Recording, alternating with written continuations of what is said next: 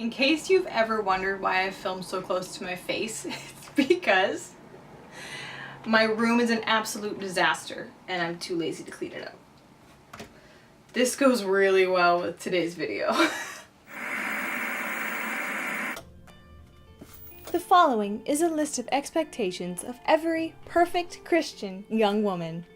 I was homeschooled, I graduated, and I'm very smart. I am skilled with at least 2 instruments, generally the piano and violin. As you can see, I have long, beautiful hair. I dream of one day marrying my Prince Charming, my Boaz, and having countless children, and homeschooling each one. Or maybe I'm already married and have begun this process. I am interested in makeup, and I'm good at it. I would never curse, and I never talk about anything sinful. I read the Bible every day, preferably in the morning, and enjoy it. And I've also already memorized countless chapters. I love to read, and I also love to write too. I'm quite creative. I regularly attend youth group and camps. I wear skirts at least half of the time. I've kept a diary and a journal in flawless handwriting, and I have never viewed pornography.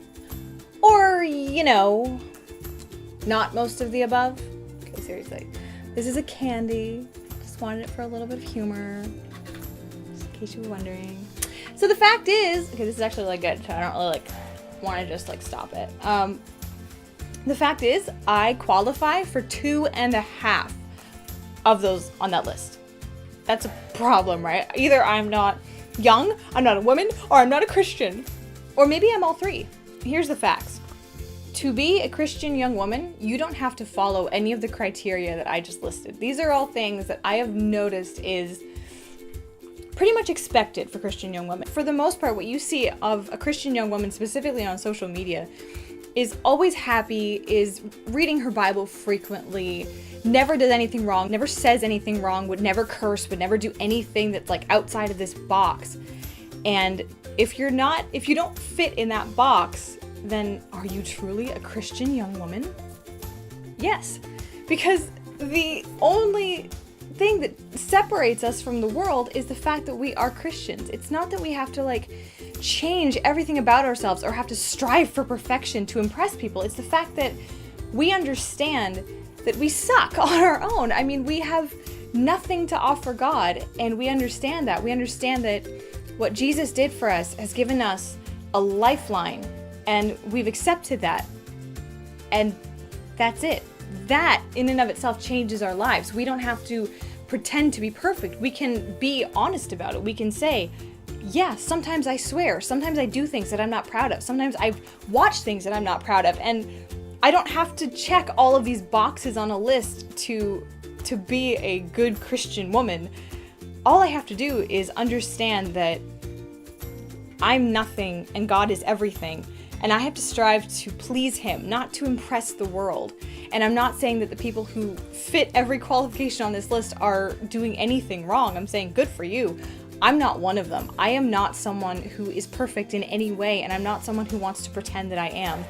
And I don't want people to look at me and be impressed. I don't want anyone to feel bad because of me, to look at me and think, I could never be as good as her. I could never be as perfect as her. Well, guess what? I'm not. So there you go. You're doing fine if you're anything like me. I don't know. I get a little bit frustrated, especially on YouTube, with this persona that you see of Christian women who are always smiling and always happy and always unaffected by things. And it's guess what? We're affected by things. Real Christian women are affected by things. We have things in life that suck. We say suck. I mean, there are a lot of Christian women who won't say that. And there are also a lot of people like me who don't fit the mold. I'm pretty sure there are more people than just me who don't want to get married, who have absolutely no interest in getting married and having kids. The idea of having children is literally a nightmare to me. I don't like kids. It's a very uncommon thing for a Christian young woman, specifically if you don't want to get married and then you're scared of children. What is wrong with you? Well, that's me. I mean, I have no younger siblings, and that was literally my greatest fear growing up, is if my mom would my parents would call me, I'd be oh no, they're gonna have a baby. That was my biggest fear. I never wanted to have a younger sibling. I never wanted to have kids of my own. The fact that my sister might one day have kids and call me aunt,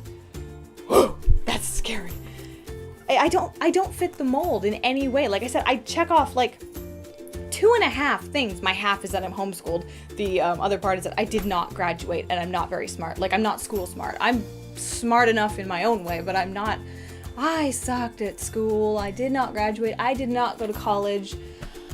I'm like, I don't fit. And so I feel like, as like the one person on YouTube who's like saying, I'm a Christian young woman who doesn't fit, I feel like I'm like the only person who says that, because generally you see a lot, people would be saying, you know, I'm not perfect. And then you look at them and you're like, prove it. Because thus far, I haven't seen anything to like prove otherwise. So I don't believe you. I'm not one of them. And I don't ever want to pretend that I am. There is something about YouTube that's like, I will, like, before filming, I'll like go and brush my hair, and like I might put a little bit of makeup. And by makeup, I mean like I have like a little tiny bit of concealer and I put it on, because I've got like this little thing going on here. I don't even know if you can see it. But I didn't put any makeup on today except a tiny bit of lipstick.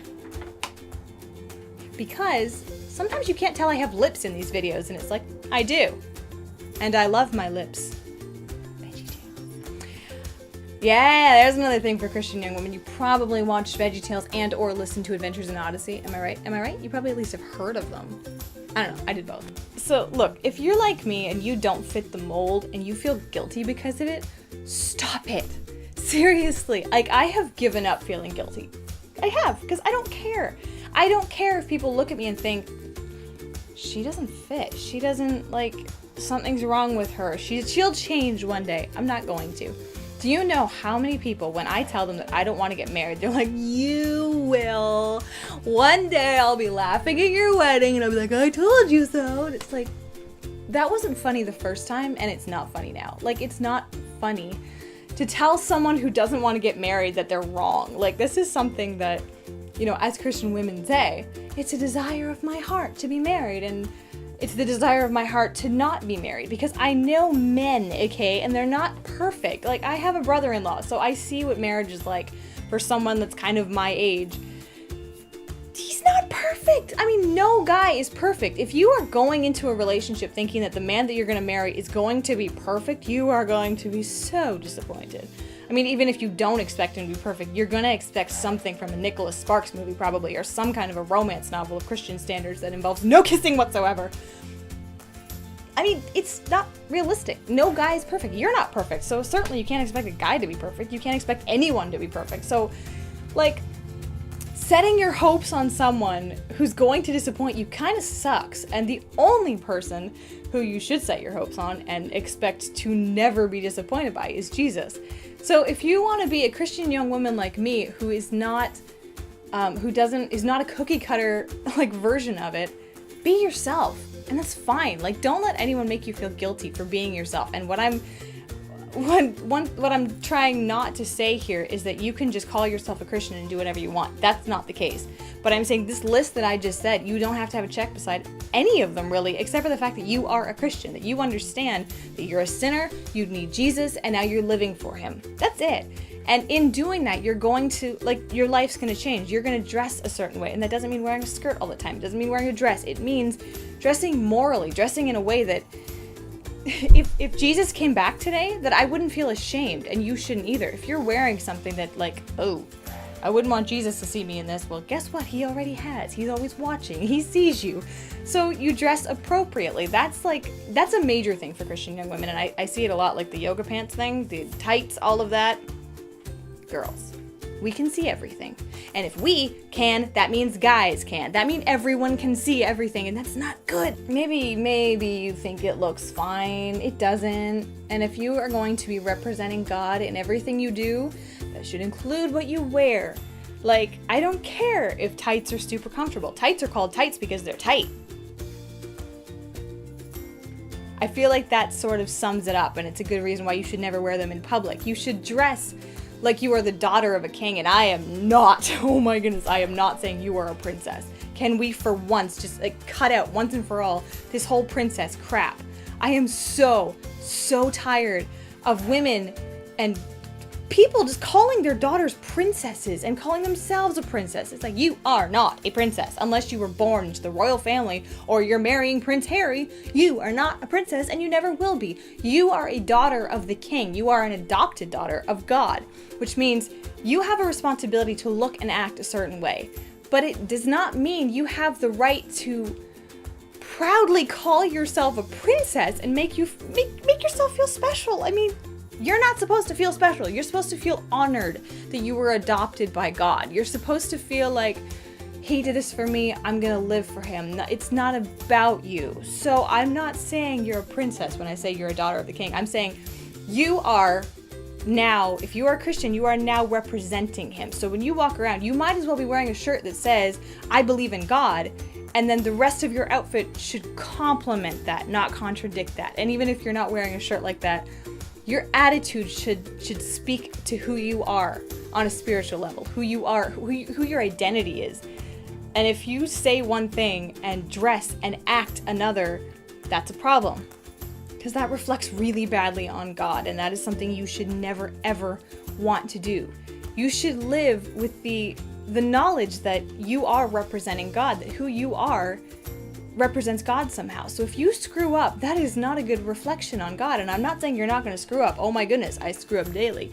But I'm saying that, not that we should put a front out to the world and lie, like I'm saying these people do on YouTube specifically, where, smile all the time, act happy. No, you should be honest, but you should be living in a way that honors God as best you can.